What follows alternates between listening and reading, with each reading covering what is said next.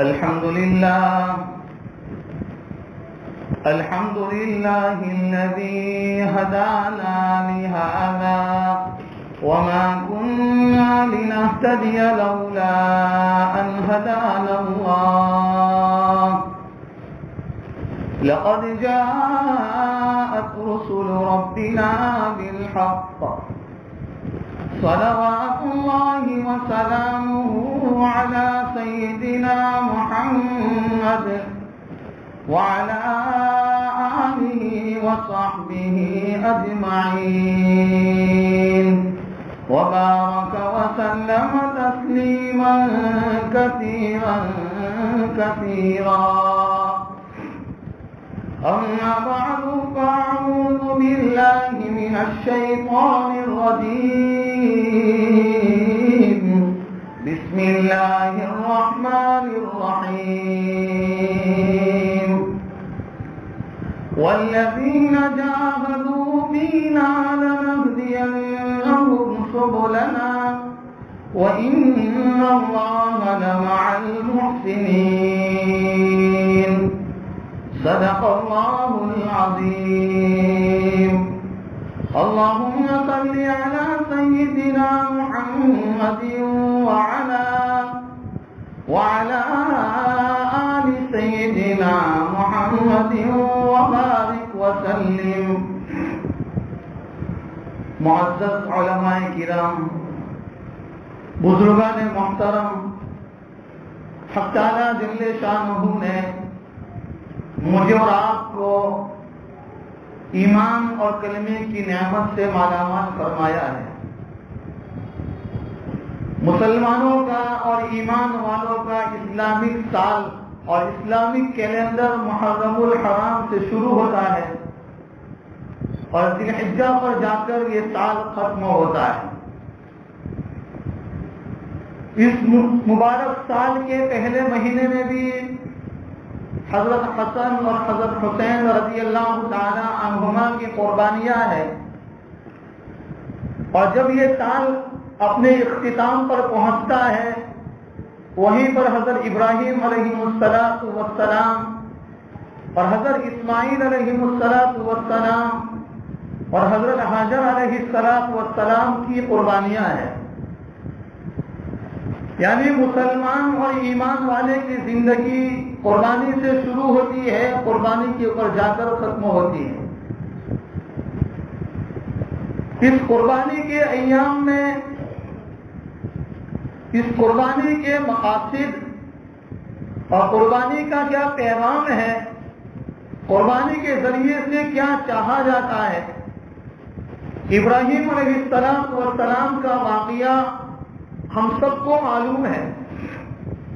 لیکن اس واقعے سے کیا سبق اور کیا میسج اور کیا پیغام مجھے اور آپ کو ملتا ہے. آج کی مجلس میں ہم اس پیغام کو جانیں گے کہ اس قربانی کے ایام کے اندر ابراہیم علیہ السلام کے واقعات سے اور اسماعیل علیہ السلام کے اس واقعے سے مجھے اور آپ کو کیا سبق مل رہا ہے. قرآن کریم کی آیت کریمہ پر ہی وَالَّذِينَ جَاهَدُوا فِينَا لَنَهْدِيَنَّهُمْ سُبُلَنَا وَإِنَّ اللَّهَ لَمَعَ الْمُحْسِنِينَ. حکیم الامت تھانوی نور اللہ مرقدہ اس آیت کریمہ کے ترجمے میں فرماتے ہیں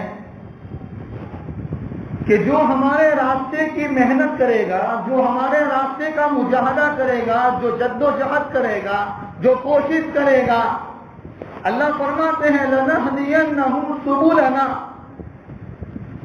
ہم اس کو انگلی پکڑ کر اور اس کے ہاتھ کو پکڑ کر اس کو اپنی منزل مقصود پر پہنچا دیں گے. مثال کے طور پر میرے اور آپ کے پاس راستے میں کوئی آدمی مل گیا، جیسے جب ہم یہاں آ رہے تھے اس مسجد میں، آنے سے پہلے راستہ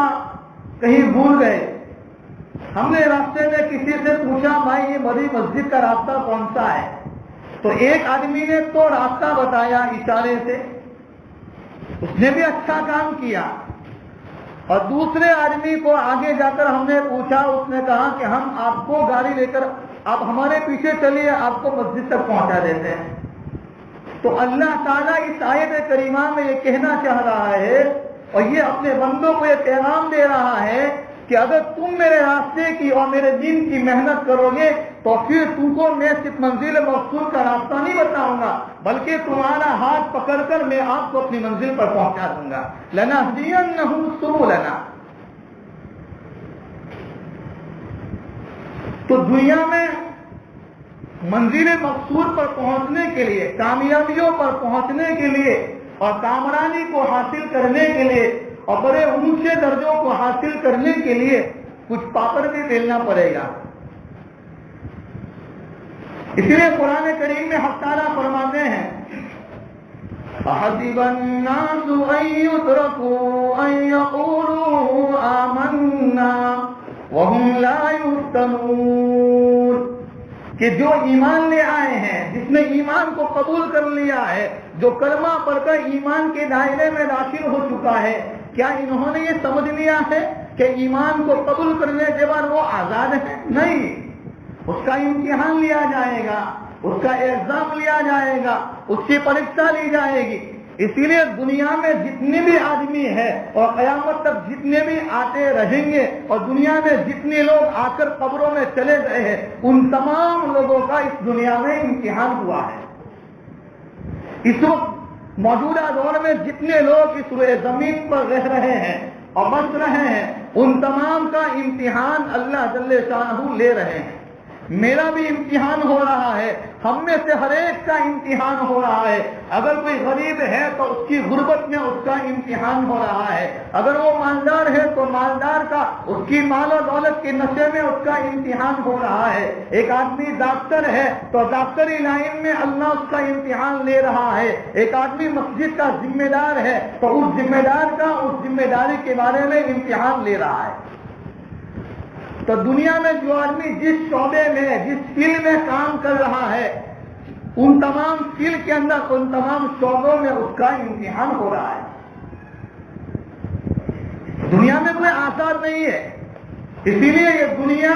عشرت اور آرام کرنے کی جگہ ہے ہی نہیں، یہ امتحان کی جگہ ہے۔ دنیا کو اللہ نے امتحان کی جگہ بنایا ہے۔ ابراہیم علیہ السلام کو اللہ تعالیٰ نے بڑے اونچے مقام پر پہنچایا اور اونچے مرتبہ پر آپ کو فائز کیا، تو اللہ تعالیٰ نے ابراہیم علیہ السلام کا امتحان لیا۔ سوال یہ ہوتا ہے کہ جب اللہ کو معلوم ہی ہے کہ کون سا بندہ کامیابیوں پر پہنچنے والا ہے اور اونچے درجوں پر پہنچنے والا ہے، پھر اللہ تعالیٰ کو امتحان لینے کی کیا ضرورت ہے؟ وہ اصل میں اللہ تعالیٰ امتحان اس لیے لے رہے ہیں تاکہ سامنے والوں کو اور دنیا کے انسانوں کو معلوم ہو کہ اس بندے میں اللہ تعالیٰ نے کیا صلاحیتیں رکھی ہے، کیا طاقتیں رکھی ہے، اس میں کیا جذبات رکھے ہیں۔ ابراہیم علیہ السلام کا سب سے پہلا امتحان یہ لیا گیا کہ آپ نے جس گھرانے میں اور جس خاندان میں آپ نے آنکھیں کھولی ہے اور آپ نے حق کی دعوت اور دین کی دعوت اور اللہ کے بول کو بولنا شروع کیا ہے، تو سب سے پہلے آپ کے گھرانے کے اندر سے ہی اور آپ کے خاندان سے ہی آپ کے ساتھ نفرتیں کی گئی اور آپ کے ساتھ دشمنیاں کی گئی۔ یہاں سے اس بات کا سبق یہ ملتا ہے کہ جو آدمی سب سے پہلے دین کی دعوت کو لے کر اٹھے گا، چاہے کسی بھی شکل میں ہو، چاہے دعوت و تبلیغ کی شکل میں ہو، چاہے مسائل کی شکل میں ہو، چاہے کسی اور شعبے کی شکل میں ہو، سب سے پہلے اس کے گھر کے آدمی ہی اس کے سامنے رکاوٹ کا ذریعہ بنیں گے۔ یہ تو ہمارے لیے سبب ہے، ہمارے لیے تسلی کا سامان ہے کہ اگر کوئی آدمی کسی کے سامنے دین کی دعوت کو لے کر جاتا ہے، اس کے سامنے اللہ کی بڑائی کو بیان کر رہا ہے، اس کے سامنے قرآن اور حدیث کی باتوں کو سمجھا رہا ہے، تو سب سے پہلے اس کے گھر کا آدمی ہی اس کے سامنے رکاوٹ کا ذریعہ بننے والا ہے۔ ابراہیم علیہ السلام نے اپنے باپ کے سامنے اللہ تعالیٰ کی دعوت دی اور کہا ایک معبود کی عبادت کرو، ایک اللہ کو اپنا رب مانو، ایک اللہ کی عبادت کرو، ایک ہی کے سامنے اپنے سر کو جھکاؤ۔ تو سب سے پہلے آپ کے ساتھ نفرتیں اور آپ کے سامنے دشمنیاں وہیں سے شروع ہوئی ہے.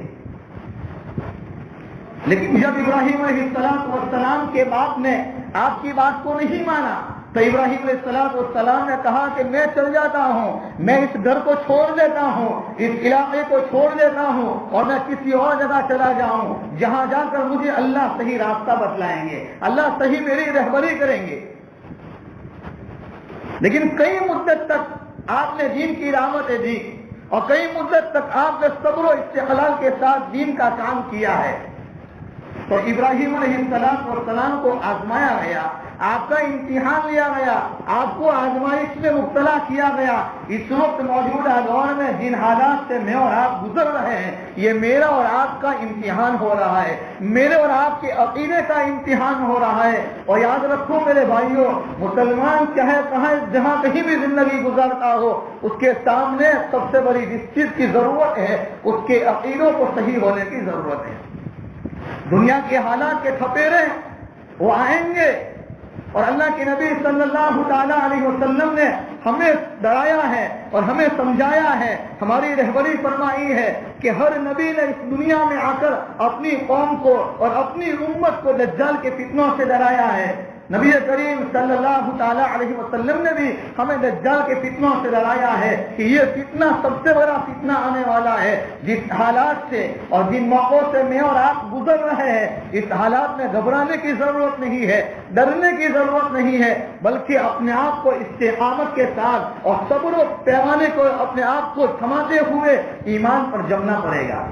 اگر جو ایمان پر نہیں جمے گا, جو کلمے پر نہیں جمے گا تو حالات کے تھپیرے اس کو لے جائیں گے. اس کا ایمان اندر سے نکل چکا ہوگا, وہ ظاہر میں مسلمان لگے گا, گھر والے اس کو مسلمان سمجھیں گے, محلے والے اس کو ایمان والے سمجھیں گے, لیکن اندر سے ایمان نکل چکا ہوگا,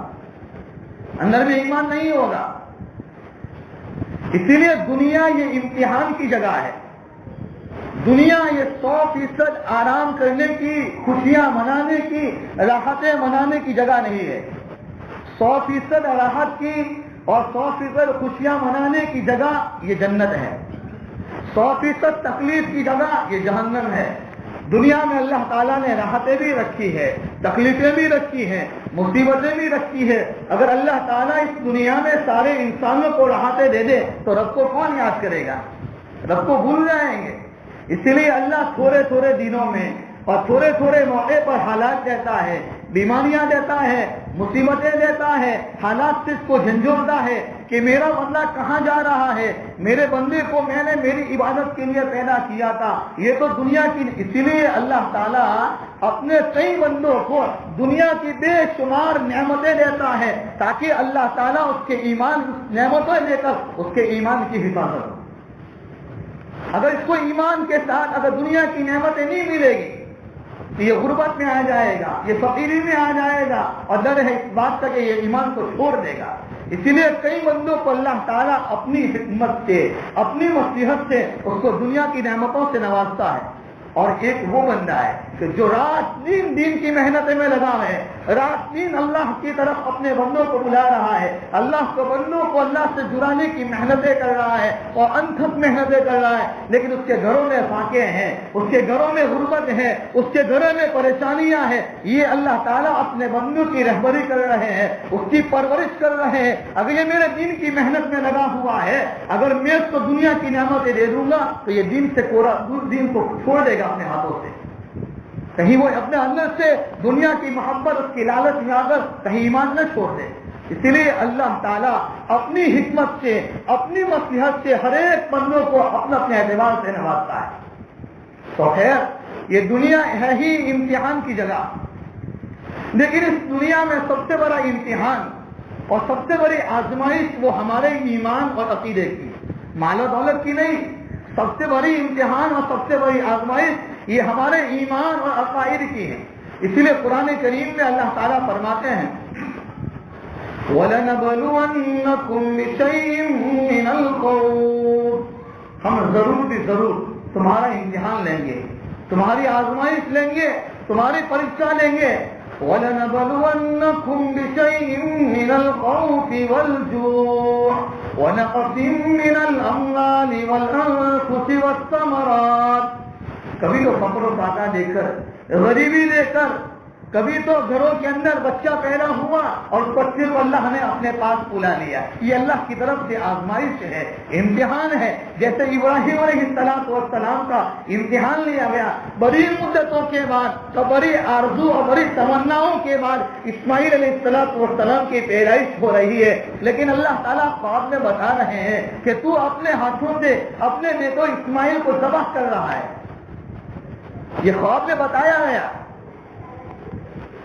یہ جو بڑی مدتوں کے بعد ایک باپ کی ایک اپنی اولاد سے بڑی آرزو ہوتی ہے، بڑی تمنا ہوتی ہے کہ میرا بیٹا بڑا بننے کے بعد اور بڑا ہونے کے بعد میری لاٹھی کا سہارا بنے گا، میرے کام آئے گا، کما کر لا کر مجھ کو دے گا، مجھے میرے ہر کام میں مدد کرے گا، معین اور مددگار بنے گا۔ لیکن یہاں تو بڑی مدتوں کے بعد پیدا ہوا ہے، اور ابراہیم علیہ السلام کو اللہ تعالیٰ نے خواب کے ذریعے کے بتایا کہ ہم تمہارے بیٹے کو امتحان لے رہے ہیں، آپ کا بھی امتحان ہو رہا ہے اور آپ کے بیٹے کا بھی امتحان ہو رہا ہے۔ یہاں رک کر ایک بات سمجھیے کہ ابراہیم علیہ السلام نے جب اپنے بیٹے اسماعیل علیہ السلام کے سامنے یہ واقعہ ذکر کیا کہ میں خواب میں تیرے خود کو ذبح کر رہا ہوں اور تیرے گلے پر چھری چلا رہا ہوں اور یہ خواب میں مجھے بتایا گیا ہے، تو اسماعیل علیہ السلام گھبرائے نہیں۔ اسماعیل علیہ السلام گھبرائے نہیں، ہمت نہیں ہاری۔ جیسے ایک اور واقعے میں ذکر کیا گیا کہ جہاں ابراہیم علیہ السلام اپنی بیوی حضرت حاجر علیہ السلام کو جب لے کر گئے ہیں اور ان کو ایک چٹیل میدان میں چھوڑ کر گئے جہاں کچھ نہیں تھا، بس کچھ کھجوریں تھی اور ایک مسکیدہ پانی کا تھا، وہ بھی ختم ہو گیا، اور ایک لپ و لپ میدان میں، ایک چٹیل میدان میں چھوڑ کر جا رہے ہیں، تو حضرت حاجر علیہ السلام نے کیا فرمایا تھا کہ کیا آپ کا رب کو آپ کو اس بات کا حکم ہے کہ مجھے یہاں چھوڑ کر جائے؟ کہا کہ ہاں، رب کا یہی حکم ہے کہ میں یہاں چٹیل میدان میں آپ کو چھوڑ کر جاؤں۔ تو گھبرائے نہیں۔ معلوم یہ ہوا کہ ایک آدمی اپنے ایمان پر اتنی محنت کرتا ہے اور اتنی جدوجہد کرتا ہے، اتنی کوششیں کرتا ہے کہ اس کی آنکھوں کے سامنے روزی کے سارے دروازے بند نظر آتے ہو، لیکن اس کا دل کی گہرائیوں سے اس کے اندر اتنا یقین ہو کہ وہ میرا رب مجھے ہر حال میں روزی دینے والا ہے،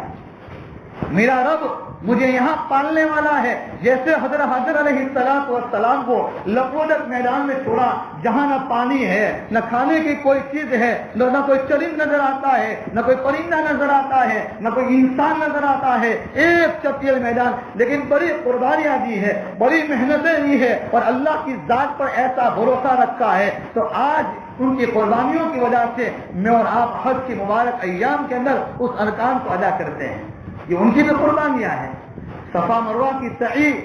جو حضرت حاجر علیہ السلام کے دوڑنے کی قربانیاں اور ان کے جذبات کی قربانیاں، یہ قیامت تک یہ سلسلہ چلتا رہے گا، یہ ان کی قربانیوں کا نتیجہ ہے۔ تو اس سے ایک سبق یہ ملتا ہے کہ ان حالات میں بھی اللہ کی ذات پر بھروسہ۔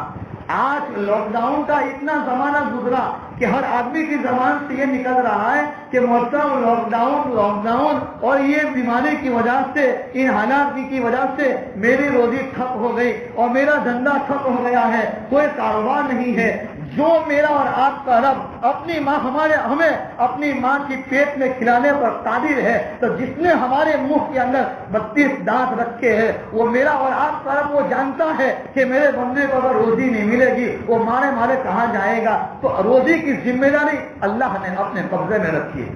کسی انسان کے قبضے میں نہیں۔ وَمَا مِن دَابَّةٍ فِي الْأَرْضِ إِلَّا عَلَى اللَّهِ رِزْقُهَا۔ دنیا میں جتنے بھی جانور ہیں، جتنے بھی جاندار مخلوق ہے، وہ ساری کی روزی اللہ نے اپنے قدرت میں رکھی ہے، کسی انسان کے ہاتھ میں نہیں رکھی۔ اگر کسی مالدار کے ہاتھ میں ہوتی تو یوں کہتا کہ میرا کام کر، میرے کھیت میں چل کام کرنے کے لیے، میری دکان پہ چل، اگر وہ سامنے والا غریب مزدور منع کر دیتا تو کہا کہ جاؤ آپ کو روزی نہیں ملے گی۔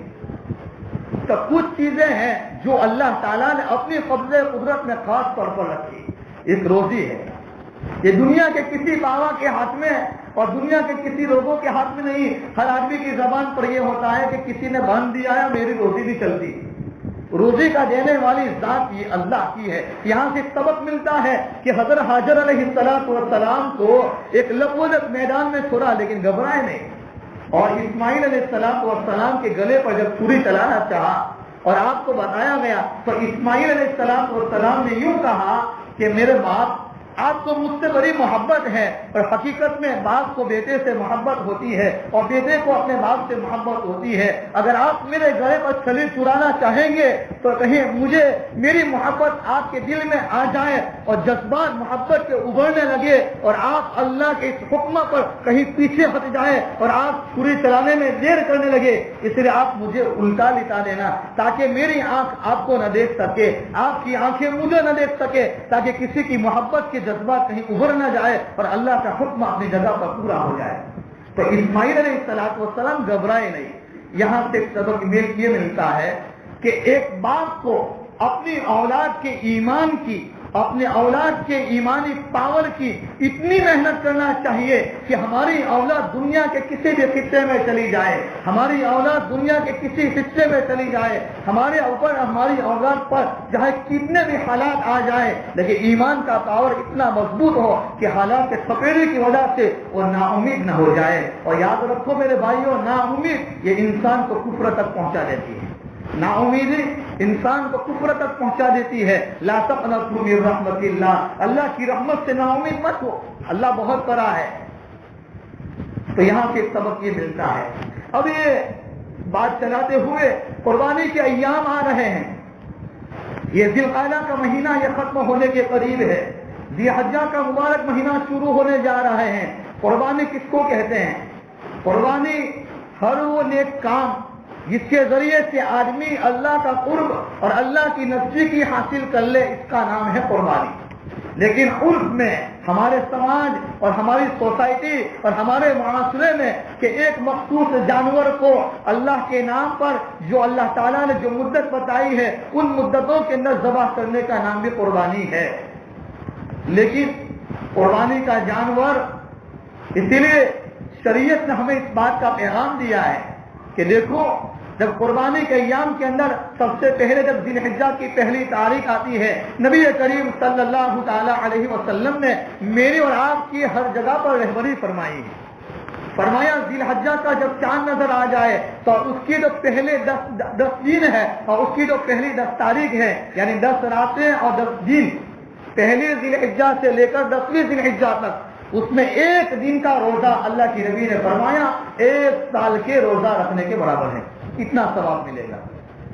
ایک روزے کا ثواب 1 سال کے روزہ رکھنے کے برابر، اتنا ثواب اس کو ملتا ہے۔ اور ایک رات کی عبادت کا ثواب یہ شب قدر کی عبادت کے برابر ہے۔ اب بتاؤ کہ ہماری زندگیاں جو گناہوں میں گزر رہی ہے، وقت ہمارے ہاتھوں سے نکل رہا ہے، ضائع و برباد کر رہے ہیں۔ اللہ تعالیٰ نے ایک موقع اور عطا فرمایا کہ رمضان کا موقع تو چلا گیا ہمارے ہاتھوں سے، ابھی بھی صبح کا بدکا ہوا شام کو واپس آ جاتا ہے، اس کو بدکا ہوا نہیں کہتے ہیں۔ اللہ نے پھر ایک موقع دیا ہے، ایک چانس دیا ہے کہ مبارک مہینہ آ رہا ہے، اس مبارک مہینے کی کم سے کم پہلے 10 دن پر اتنا غنیمت جانے اور اس کے اوقات کو ہم ضائع اور برباد ہونے سے بچائیں۔ اس کی راتوں میں خود عبادت کریں، دین کو روزہ رکھیں، اللہ کے سامنے قرآن کی تلاوتیں کریں، ذکر و اذکار کریں، اور جن کے اوپر قربانی واجب ہے لیکن مسائل کا علم نہیں ہے۔ آج دنیا میں اکثر و بیشتر لوگوں پر قربانی واجب ہوتی ہے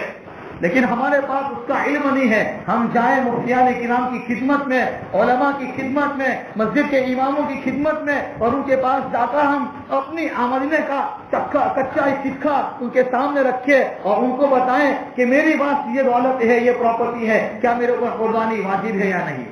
آج کل نوجوانوں پر قربانی واجب ہوتی ہے لیکن دماغوں میں اور دل و دماغ میں ایک بات پیوست ہو چکی ہے، ایک بات راسخ ہو چکی ہے کہ جس کے اوپر زکوٰۃ واجب نہیں اس پر قربانی واجب نہیں۔ لوگوں نے یوں سمجھ لیا، حالانکہ زکوٰۃ کا مسئلہ الگ ہے، قربانی کا مسئلہ الگ ہے۔ اس کے لیے ہمیں علماء کے پاس جانا پڑے گا اور ان کے پاس جا کر ہم معلوم کریں کہ میرے اوپر قربانی واجب ہے کہ نہیں۔ کہیں ایسا ہوتا ہے آدمی پر پوری زندگی قربانیاں واجب ہوتی ہے لیکن مسائل کا علم نہ ہونے کی وجہ سے وہ قربانی کی مبارک عبادت سے محروم ہو جاتا ہے۔ اللہ کے نبی صلی اللہ علیہ وسلم نے فرمایا جس آدمی پر قربانی واجب ہو اور وہ اگر وہ قربانی واجب ہونے کے باوجود قربانی کے دنوں میں قربانی نہ کرے، فرمایا وہ ہمارے عیدگاہ کے قریب نہ آئے،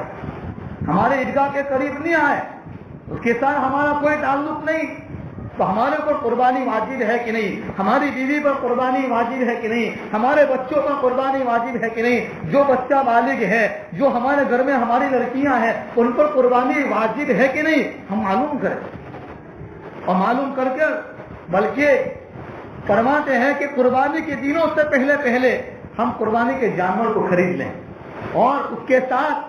اس کی دانا پانی اور اس کا اناج اور اس کا غلہ جو کچھ ہو اس کی ایسی نگرانی کرے، ایسا دیکھ بھال کرے، اس کی ذات اس طریقے کا برتاؤ کرے کہ جب قربانی کے دنوں میں جب جانور کے گلے پر چھری چلا رہے ہو تو اس وقت میرا اور آپ کا دل محبتوں کی وجہ سے لبریز ہو جائے، محبتوں کی وجہ سے دل بھر آئے، ہماری آنکھوں سے آنسو اس لیے نکلے، اس لیے نہیں کہ میں نے اپنے پیسوں کا پانی کیا ہے، اس لیے نکلے کہ اس جانور کو مجھ سے محبت ہو گئی تھی اور جانور کو مجھ سے محبت ہو گئی تھی، لیکن میں میرے رب کے حکم کی وجہ سے اس جانور کو قربان کر رہا ہوں۔ اس لیے یاد رکھو قربانی کے دنوں میں قربان ہونے والا جانور مجھے آپ کو ایک پیغام دیتا ہے، ایک سبق دیتا ہے، اور قربانی کا وہ بکرا اور وہ بڑا جانور ہمیں ایک پیغام دیتا ہے۔ وہ اپنی زبان قال سے یوں کچھ نہیں کہتا، لیکن اپنی پریکٹیکلی تو پرسنالٹی کے ذریعے سے وہ قربانی کرنے والے کو ایک پیغام دیتا ہے، اور وہ پیغام یہ دیتا ہے کہ دیکھو میں ایک جانور ہوں، میں ایک بکرا ہوں، لیکن میرے رب کے حکم کی وجہ سے میں تیرے چھری کے نیچے میں نے اپنی گردن رکھ دی ہے، تو ایمان والا ہے، تو ایمان والی ہے، میں تو جانور ہونے کے باوجود اپنی جان کو تیرے سامنے رکھ دیا ہوں اور تو نے مجھے ذبح کر دیا ہے، میں اپنی جان کو ذبح کروانے کے لیے تیار ہوں، لیکن یاد رکھنا تو ایمان والا ہے، تیرے پاس ایمان کا سرمایہ ہے، تیرے پاس کلمے کا سرمایہ ہے، تیرے پاس نبی کی زندگی ہے، تیرے سامنے صحابہ کی زندگی ہے، تو ایمان کا دیا اپنی زندگی میں لے کر چل رہا ہے۔ یاد رکھنا کہ تجھے ہر حال میں جانور نہیں، جب بھی دین کی محنت کے لیے اور دین کی خدمت کے لیے اگر جان دینی پڑے گی تو جان دینے کے لیے تیار ہوں، اگر مال دینا پڑے گا مال دینے کے لیے تیار ہوں، اگر وقت دینا پڑے گا وقت دینے کے لیے تیار ہوں، اگر میرا پورا خاندان لگانا پڑے گا پورا خاندان لگانے کے لیے تیار ہوں۔ اس لیے دین کی محنت کے لیے جو آدمی جتنی قربانیاں دے گا، جتنی محنتیں کرے گا، جتنی جدوجہد کرے گا، جتنی کوششیں کرے گا، اللہ تعالیٰ اس کو اپنی قربانی کے مطابق اس کو آگے لے جائیں گے۔ اور جو آدمی قربانی دیتا ہے اللہ تعالیٰ، اسی لیے دنیا کا بھی دستور ہے، اگر ہمارے باپ دادا نے یا ہمارے پردادا نے اگر ہمارے لیے قربانیاں دی ہوگی اور وہ دے کر چلے گئے قبروں میں، تو آج پوتا بھی دادا کو یاد کرتا ہے، بیٹا بھی باپ کو یاد کرتا ہے۔ اگر باپ نے اپنے بیٹے کے لیے کوئی قربانی نہیں دی، دادا نے اپنی اولاد کے لیے کوئی قربانی دی، کوئی یاد نہیں کرتا ہے، دو چار دن رو کر بات ختم ہو جاتی ہے، قصہ ختم ہو جاتا ہے۔ لیکن جو اللہ کے دین کے لیے قربانی دے گا اللہ تعالیٰ اس کو رائے گا نہیں کرے گا، اللہ اس کو بیکار نہیں کرے گا، اللہ اس کو ضائع نہیں کرے گا۔ ہمارا جو جانور جس کو ہم نے بڑی محنتوں سے اور حلال کمائی کے ذریعے سے بڑی محنت کر کے پیسہ کمایا تھا، رب کا حکم آ گیا ہے، اس لیے یاد رکھو اللہ کے حکموں کے سامنے میری اور آپ کی عقل نہیں چل سکتی۔ اگر کوئی یوں کہے کہ مولوی صاحب قربانی کا جانور بڑا مہنگا ہے، 25,000 کا بکرا ہے اور 30,000 کا بکرا ہے، اس کے بدلے میں کسی غریب کی مدد کر دوں گا اور کسی یتیم کے اوپر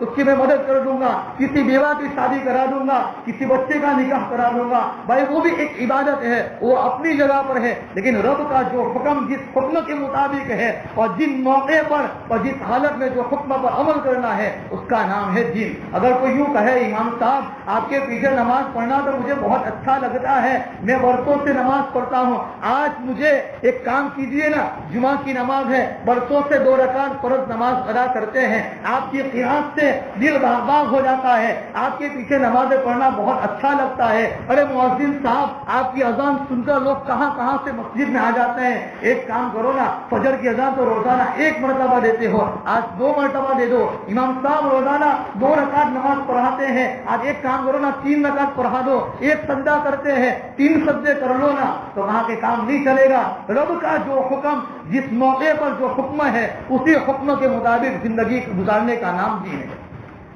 میرا رب کا جو حکم ہے شریعت جس بات کے اوپر کہے، اگر وہ یوں کہے، جس طریقے سے ایک مثال ہے کہ آدمی کسی جنگل میں چلا گیا ہے, پانی نہیں ہے اور تیمم کی ضرورت پڑی ہے, یا کوئی بیماری ایسی ہے جس کی وجہ سے پانی کی وجہ سے اس کو تکلیف ہو رہی ہے, اور جن موقعوں پر مفتیان کرام نے شریعت کی روشنی میں تیمم کرنے کی اجازت دی ہے. میں صرف ایک بات سمجھانا چاہ رہا ہوں کہ تیمم کے لیے آدمی پاؤں کی وہ اس طریقے سے مسا کرتا ہے یا ہاتھ کو اس طریقے سے جو کرتا ہے. اب یہ جو مسئلہ ہے, اگر کوئی آدمی یوں کہے محتاط ناپاک, تو نیچے کا پنجہ ہوتا ہے اور نیچے کا حصہ پاؤں کا وہ ناپاک ہوتا ہے, اوپر میں ہاتھ گھمانے کی کیا ضرورت ہے؟ اگر کوئی یوں کہے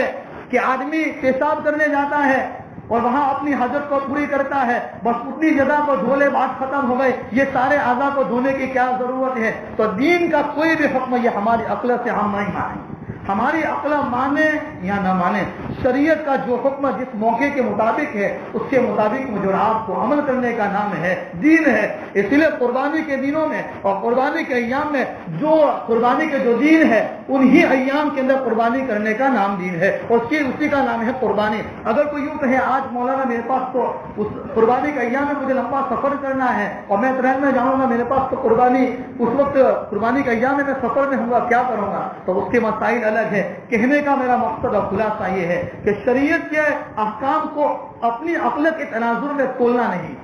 ہماری عقل مانے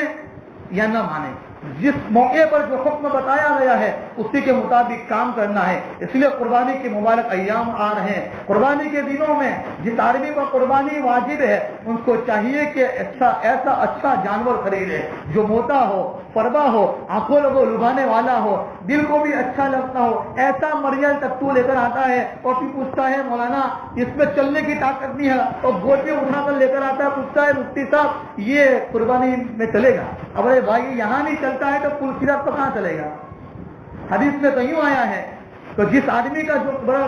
جانور ہوگا, یعنی جو جس اعتبار سے قربانی کے ایام میں قربانی کے جانور کو ذبح کرے گا, کل قیامت کے دن وہ پل سیرت پر جانے کے لیے سواری کا ذریعہ ہے, یہ اس کی سواری ہے. اب زمین پر نہیں چلتا ہے, ایک پاؤں سے لنگ رہا ہے, اس کو لے کر جاتے ہیں مفتی صاحب کے پاس, مفتی صاحب یہ یہاں چلے گا؟ وہ یہاں نہیں چلتا, وہاں کیسے چلے گا؟ اس لیے جو چیز ہم اپنے لیے پسند کرتے ہیں تو دین کے احکام کے اندر بھی ایسے اعمال کو پسند کرے اور ایسی چیزوں کو اختیار کرے جو میرے رب کو پسند ہو, میرے رب کو پسند آ جائے. اگر میں اور آپ کوئی چیز اپنے گھر والے کے لیے لے کر جاتے ہیں, اپنے بچوں کے لیے, اپنے بیوی کے لیے, اپنے رشتے داروں کے لیے, اگر اسی کو پسند نہیں ہو, اسی کی چوائس نہ ہو تو کیا کریں گے؟ تو میرے رب کی چوائس کیا ہے, میرا رب کیا چاہتا ہے, قربانی کے ایام میں کس طریقے سے کرنا ہے, اس لیے ہمیں اس مسائل کو جاننا پڑے گا, اس کو سیکھنا پڑے گا, اس کو محبتوں کے ساتھ عمل کرنا پڑے گا. اور جب بھی قربانی کا جانور جس طریقے سے مجھے آپ کو پیغام دیتا ہے کہ تمہارے سامنے اگر نماز کا وقت ہے, اگر فجر کی نماز کا وقت ہے, اس وقت کوئی صلاحیت نہیں خرچ نہ کرنا ہے, اپنا وقت دینا ہے, مسجد میں آنا ہے, کوئی پیسے نہیں لٹانا ہے. اس لیے جب اگر وقت خرچ کرنے کا موقع آ جائے ہم سمے اور وقت دینے کے لیے تیار ہیں, اگر جان دینے کا موقع آ جائے تو جان دینے کے لیے تیار ہے. قربانی کا ایک بہت بڑا پیغام یہ ہے جو آدمی, اسی لیے والذین جاہدوا فینا لنہدینہم سبلنا, جو ہمارے راستے کی مجاہدہ کرے گا, جدوجہد کرے گا, کوششیں کرے گا. اس لیے یاد رکھو یہ نفس جو ہے بہت بڑا چالاک ہے. علامہ بوسیری رحمۃ اللہ علیہ بہت بڑے عالم گزرے ہیں, وہ فرماتے ہیں کہ یہ نفس چھوٹے بچے کے مانند ہے. جس طریقے سے چھوٹا بچہ دودھ پیتا ہے, اگر وہ روتا ہے جب ایک مدت ہوتی ہے دودھ چھلانے کی اور وہ روتا ہے, ماں یوں چاہتی ہے اگر اس کا دودھ چھلائیں گے تو بچے کو تکلیف ہوگی. اب حقیقت میں بچہ روتا بھی ہے, جب ماں اپنے بچے کو دودھ چھلاتی ہے تو ماں ہی جانتی ہے کہ ماں کو کتنی تکلیف ہوتی ہے. لیکن ماں کے سامنے یہ راستہ ہے, اگر آج وہ دودھ نہیں چھوڑے گا تو پھر بڑا جا کر اس کو تکلیف ہوگی. اگر آج دودھ چھوڑنے پر تکلیف ہے, بچے کو نہیں معلوم ہے لیکن ماں کو معلوم ہے, اگر آج یہ دودھ چھڑانے کی قربانی دے دے گا, دسترخوان پر بہت ساری چیزیں اس کے سامنے رکھی ہے. علامہ بوسیری فرماتے ہیں کہ نفس بھی اسی طریقے سے ہے, نفس بھی اسی طریقے سے ہے کہ جس طریقے سے اگر نفس گناہ کرنے کی اس کے اندر جو عادت پڑ چکی ہے, جو لت ہو چکی ہے, اگر اس کی عادت نہیں چھڑائیں گے تو پھر کیا ہوگا, ایک مدت ہو جائے گی اور آدمی کی زندگی سے گناہ کم نہیں ہوں گے, گناہ نہیں چھوڑ سکتا. جس طریقے سے بچہ اگر وہ دودھ نہیں چھوڑ سکتا تو بڑا ہونے کے بعد بھی اس کے اندر دودھ چھوڑنے کی عادت نہیں ختم ہوگی. اس لیے یاد رکھو قربانی کا سب سے بڑا پیغام اور ابراہیم علیہ السلام کے واقعے سے پیغام ملتا ہے کہ ہمیں دین کی دعوت کے لیے جہاں کہیں جانا پڑے گا ہم جائیں گے, اپنی ساری صلاحیتیں خرچ کر لیں گے اور خالص اللہ کے لیے خرچ کریں گے. ابراہیم علیہ السلام نے اپنے بیٹے اسماعیل علیہ السلام کے گلے پر جب چھری چلانا چاہا, یہ خالص اللہ کی رضا کے لیے ہے. ہم تھوڑی دیر کے لیے تو سوچے رہے, اپنے دل و دماغ میں اس واقعے کو فٹ کریں تو وہ کیسا منظر ہوگا کہ جب اللہ تعالیٰ نے ابراہیم علیہ السلام کو حکم دیا کہ اپنے بیٹے کے گلے پر چھری چلاؤ, تو اس وقت آسمان اور زمین کے درمیان میں کیسا منظر ہوگا. ہم تھوڑی دیر کے لیے تو سوچیں کیسا منظر ہوگا.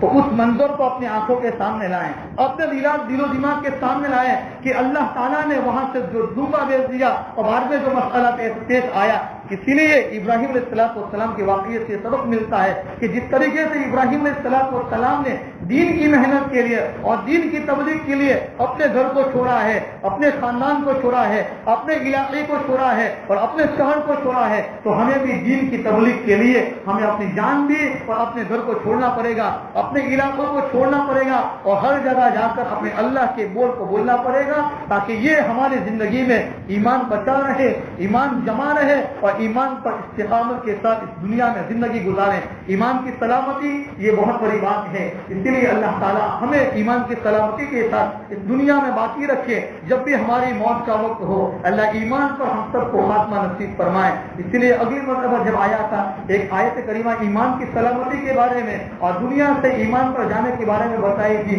آج صرف وہ دوبارہ دوہرا دیتا ہوں. سورہ آل عمران میں ایک آیت کریمہ ہے, ربنا لا تزغ قلوبنا بعد اذ ہدیتنا وہب لنا من لدنک رحمہ انک انت الوہاب. علماء نے لکھا ہے اس آیت کریمہ کے بارے میں کہ جو آدمی نمازوں کے بعد اس کا اہتمام کرتا ہے, کم سے کم 3 مرتبہ پڑھنے کا اہتمام کرتا ہے, اللہ اس دنیا سے جاتے ہوئے اس کو ایمان اور کلمے پر موت دیں گے. اللہ سب سے پہلے مجھے ہم تمام کو عمل کرنے کی توفیق عطا فرمائے, ہم سب کی قربانیوں کو قبول فرمائے, ہم سب کی پریشانیوں کو اللہ تعالیٰ اپنے فضل سے دور فرمائے اور قربانی کے ایام کے اندر جو چاہا جاتا ہے اللہ تعالیٰ وہ چاہت وہ پیغام ہم سب کو نصیب فرمائے. آمین. وآخر دعوانا ان الحمد للہ رب العالمین.